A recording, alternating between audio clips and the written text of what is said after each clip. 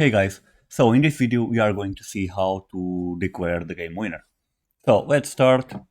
And on the last video, so we are already repeating our code to get the first player to reach 2 wins. So, and that player is the winner. So here on step number 7 is where we are going to declare the game winner.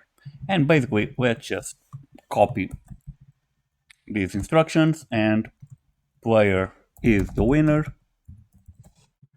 And we're going to have the other one, and we're going to have another instruction, which is computer is the winner.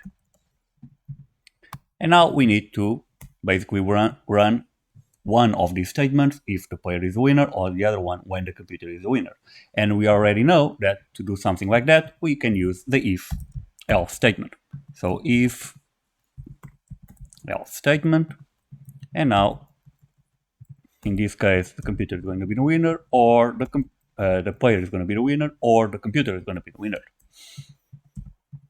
And now we just need to put here the condition. So the player, when is the player the winner? The player is the winner basically when the player win count is equal to 2. This would be one of the conditions that we could do. So if the player win count is equal to 2, then the player is the winner, else the computer is the winner. And remember that we only reach these statements when the while loop stops, because while this is repeating, we are not going to run this. So when we step out of our loop, of our while loop, it means that either the player win count is equal to 2 or that the computer win count is equal to the number 2.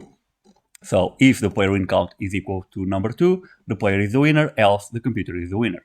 This could be one of the conditions that we could make, but my only problem with this one is that we are assuming that the win count is always 2. So if we want later change it to, I don't know, best out of not out of 3, but yeah, best out of 5, for example, would be 4, and so we need to change something here.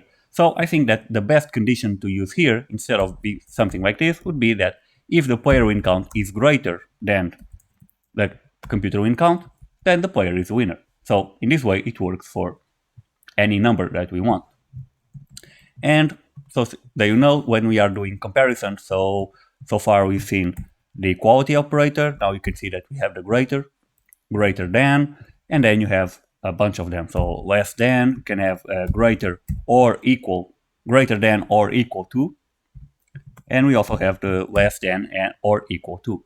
So these are all the comparison operators, and always remember that when you are using a comparison operator, either this one, the greater than, or I could have the less than. Yeah, we had it here before. I forgot to talk about it.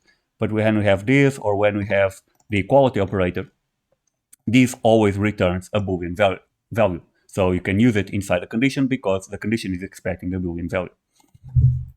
And so, yeah, this is it. So let me see if we run the code now. I think we changed it, the player number to 1, so the player will always win and the player will be the winner. So let's just wait to see if it's working. Okay, so user chooses number 1, computer 2, player wins the round again, and player is the winner. Yeah, so it's working as expected. So yeah, this is it. This is a really short video just to declare the game winner.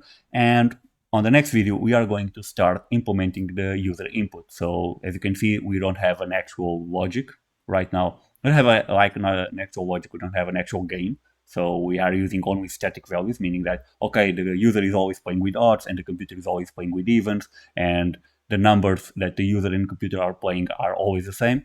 So this is not yet a game. So on the next video, we are going to add the user input and some random numbers so that we can have an actual game.